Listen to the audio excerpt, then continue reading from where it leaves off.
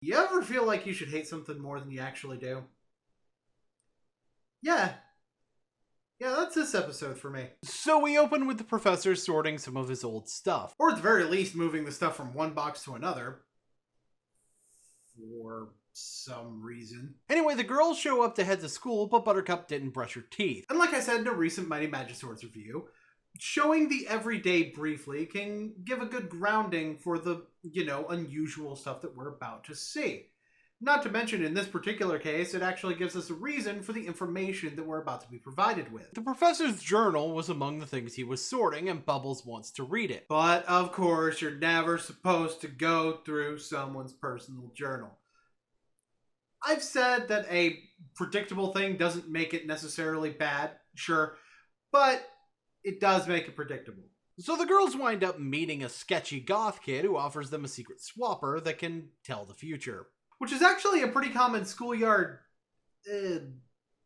thing, especially given elementary or middle school, which seems to be what they're going for with the school in this particular episode.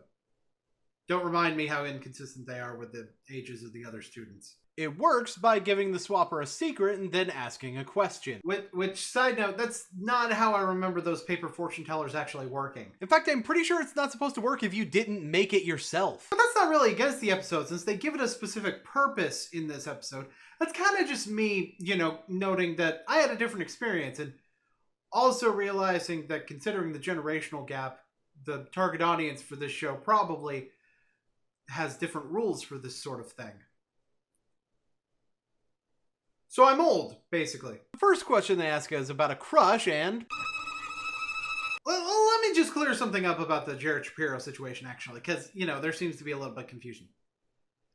Yes, it is very possible that this is not an insert of Jake Goldman, and the appearance similarity is just, artists drawing what they know, basically. No, even if it were a self-insert, that wouldn't necessarily mean anything negative. Especially since the character is aged down properly, and it wouldn't mean that Jake has any sort of attraction towards little girls. And no, none of the information that I just said is going to stop me from making jokes about it. Once they get that answer, they use the secret swapper to go on a montage of winning all the things. And that's fine. The montage is pretty short, almost 30 seconds in fact. But there is one line to the lyrics in the montage song that I do have a problem with. Tell us how to save the day, now heroes every day. Did you seriously just rhyme day with day?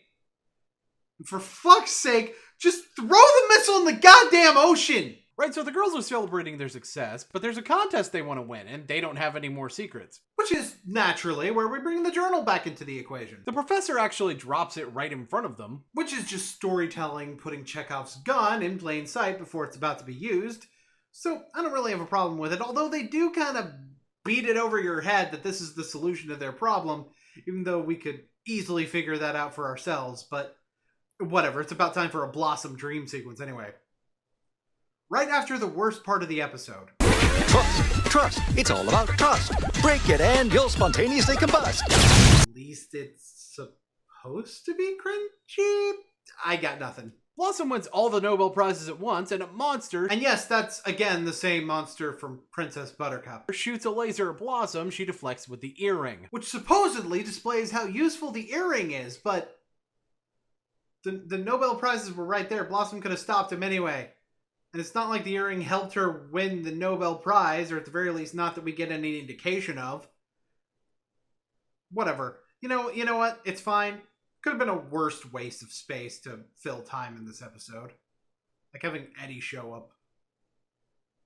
Fuck Eddie. So the girls feed the secret swapper all the professor's secrets and still get no answer. And then shockingly, for this version of the show, it turns into an actual monster. Like a blow a hole through the side of your house type of monster. And I do mean that literally. Of course, then we realize it's a Godzilla thing, and the girls are suitably impressed. Oh my gummy. Okay, that one's actually kind of funny.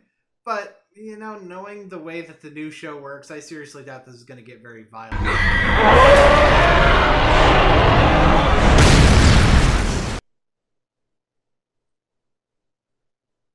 I didn't know Michael Bay was directing this one. Gamizilla, of course, views out every single one of the professor's secrets. Which leads to him running away crying like a little bitch who checks for monsters in his closet. Although, really, his daughters are superheroes who fight monsters on a regular basis. Can you really blame him for checking his closet for them? Although there is kind of one secret of his that confuses me. I heard the professor's in love with his pillow, Dr. Fluffenstuff! Since when is the professor pillowsexual? Since when did the pillow from the Big Sleep get a PhD? Since directly fighting off the monster failed, the girls stumble on the tactic of revealing their secrets themselves. And yes, this leads to another Jared Shapiro moment. I won't do the horror movie score thing this time, I promise. I have a crush on Jared Shapiro! Jared! Now, this particular moment does bring Snowmonth's confusing episode order back into the forefront, and for those who are unfamiliar, it was aired as episode 22 internationally, and its actual episode number is number 37. This actually makes the 37 make sense, because when you look at the progression of things, first we see somebody who Blossom apparently has a crush on that we know nothing about, then we see him a little bit more prominently in another dream sequence, and then here, she actually says she likes him, and then in that one, he says something back to her. You know, it actually creates an arc. Who would have thought it? Which kind of raises the question, why was the episode order switched internationally in the first place? Anyway, whatever, they beat the thing with the power of not having anything to hide. We learned the valuable lesson of not gossiping, which they don't shove in our faces, so good for them. I'm very disappointed in you. You broke my trust. You are a liar! They did not spontaneously combust at all! Oh yeah. Well, I guess we'll just have to give him another terrible rap number while we get the final twist out of the way. Trust, trust. It's all about trust. I don't fucking care whether you like this series or not. That reveal is fucking awesome. This episode had plenty of bad moments. Professor rapping was something I could have done without hearing. Like, ever. Blossom's dream sequence was pretty pointless, and there were plenty of jokes that didn't work, although admittedly part of that may have been because I'm just too old to be in the target audience. I'm not hip with the kids, as they say. But at the same time, I can't help but point out the stuff that they did right. Despite the fact that the episode is kind of predictable, it has enough small surprises in there, and they do enough stuff right to really make that predictability work.